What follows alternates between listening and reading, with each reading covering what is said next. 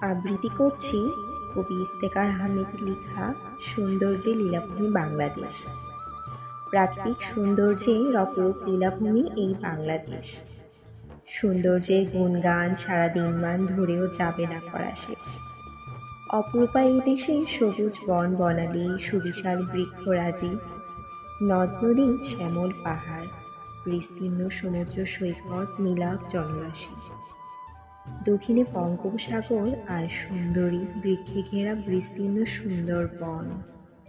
পূর্ব দিকে পাহাড়ের কোল ঘেঁষে আছে দণ্ডায়মান সাজানো চা বাগান, আখের ক্ষেত কিংবা পানের বরজ, সারি সারি সুপারি ও অম্লকানি।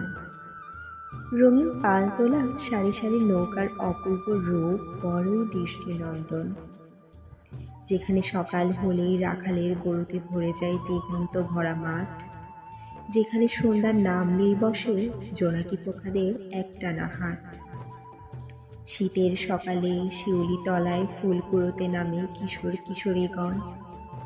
বসন্তকালে কালো কোকিলের ডাকে মুগ্ধ হয়ে যায় মন।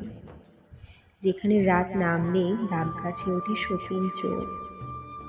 রৌদ্রস্থানে বাড়ির উঠানে জমে ওঠে বুড়া বুড়ির আড্ডার আসর। শীতকালে অতিথি পাখির কলকাকলিতে মুখর হয়ে ওঠে হাওর বিল। খালবিল হাওরের পানিতে ফুটে থাকা হাজারো লাল শাপলা ফুল।